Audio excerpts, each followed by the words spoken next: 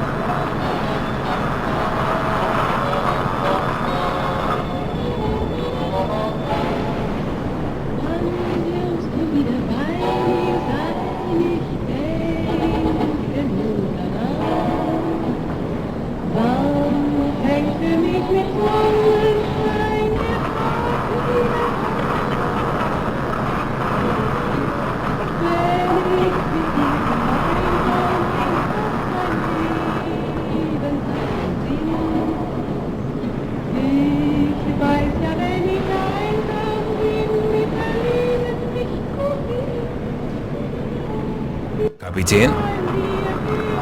Herr Kaloi? Sehr wohl, Herr Kaloi.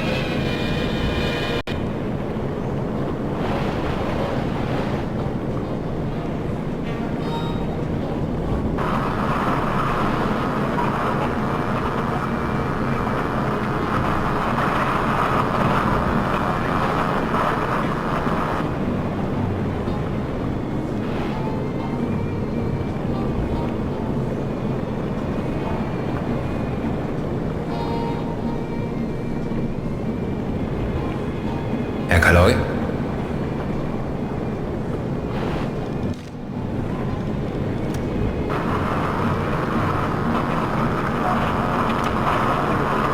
Kapitän? Herr Kaloi? Minister of Justice, speaking from Ottawa. Le très honorable Mackenzie King, Premier ministre du Canada, et le très honorable Ernest Lapointe, ministre de la Justice, parlant d'Ottawa, le Premier ministre. The Prime Minister. For months, indeed for years, the shadow of impending conflict in Europe has been ever present. Through these troubled years, no stone has been left unturned, no road unexplored in the patient search for peace.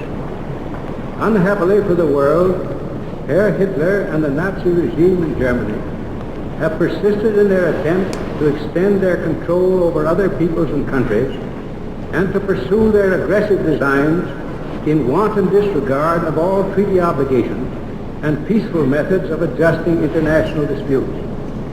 They have had resort increasingly to agencies of deception, terrorism, and violence.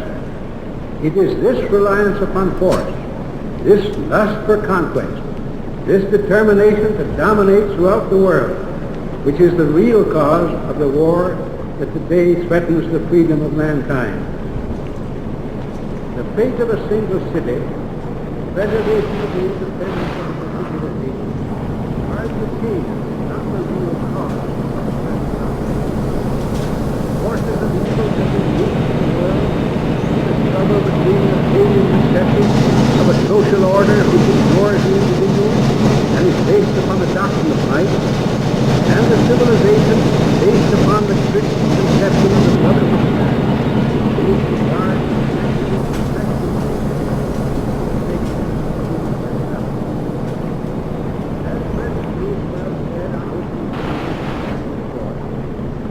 there comes a time in the affairs of men when they must prepare to defend not their homes alone, but the tenets of faith and humanity on which their churches, their governments, and their very civilization are founded. The defense of religion, democracy, of good faith among nations, all the same fight. To save one, we must make up our minds to save all. This, I believe, is the position in which all nations that cherish free institutions, individual liberty, and social justice find themselves today. I need not review the events of the last few days. They must be present in the minds of all. Despite her unceasing efforts to preserve the freedom of Europe, the United Kingdom has today, in the determination to honor her pledges and meet her treaty obligations, become involved in war. This morning, the King, speaking to his peoples at home and across the sea, appealed to all to make their own the cause of freedom which Britain again has taken up. Canada has already answered that call. On Friday last, the government, speaking on behalf of the Canadian people, announced that in the event of the United Kingdom becoming engaged in war, in the effort to resist aggression, they would, as soon as Parliament meets, seek its authority for effective cooperation by Canada at the side of Britain. As you are aware, I have all along felt that the danger of war was such that Parliament should not be dissolved, but be available to consider any emergency that might arise. Parliament will meet on Thursday next. Between now and then, all necessary measures will be taken for the defense of Canada. Consultations with the United Kingdom will be continued. In the light of all the information at its disposal, the government will then recommend to Parliament the measures which it believes to be the most effective for cooperation and defense. That Parliament will sanction all necessary measures, I have not the least doubt. Already I have received from the Leader of the Opposition and from representatives of the other parties in the House of Commons assurances of their full appreciation of the gravity of the situation and of their desire to see that such measures are adopted as in the present crisis will best serve the national interest. Our first concern is with the defense of Canada. To be helpful to others, we must ourselves be strong, secure, and united.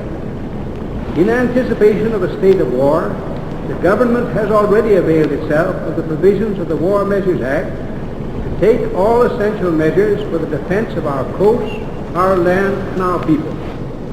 As has already been announced, the militia of Canada, the Naval Service, and the Air Force are already on active service. This morning, these measures were supplemented by others, including the proclamation of the Defense of Canada regulations. Measures have also been taken to prevent profiteering in the necessaries of life. Of the latter measure, my colleague, the Minister of Labour, will speak to you in a moment. In what manner and to what extent Canada may most effectively be able to cooperate in the common cause is, as I have already stated, something which Parliament itself will decide. All I need to add at the moment is that Canada, as a free nation of the British Commonwealth, is bringing her cooperation voluntarily. Our effort will be voluntary. The people of Canada will, I know, face the days of stress and strain which lie ahead with calm and resolute courage.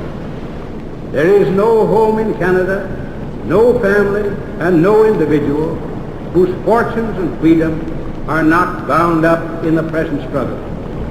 I appeal to my fellow Canadians to unite in a national effort to save from destruction all that makes life itself worth living, and to preserve for future generations those liberties and institutions which others have bequeathed to us. You have just heard the Right Honourable W.L. Mackenzie King, Prime Minister of Canada, speaking from Ottawa. United States chains have joined the network of the Canadian Broadcasting Corporation to distribute this message. The BBC has endeavored to relay it to the United Kingdom and throughout. Venez d'entendre le président Mackenzie King.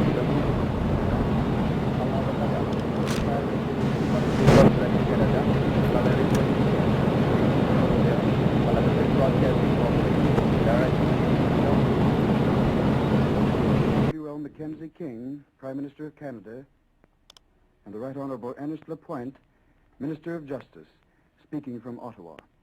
Le Très Honorable Mackenzie King, Premier ministre du Canada, et le Très Honorable Ernest Lapointe, Ministre de la Justice, parlant d'Ottawa, le Premier ministre. The Prime Minister. For months, indeed for years, the shadow of impending conflict in Europe has been ever present. Through these troubled years, no stone has been left unturned, no road unexplored in the patient search Kurs for auf peace. diese Koordinaten setzen. Unhappily for the world, Herr Kaloy?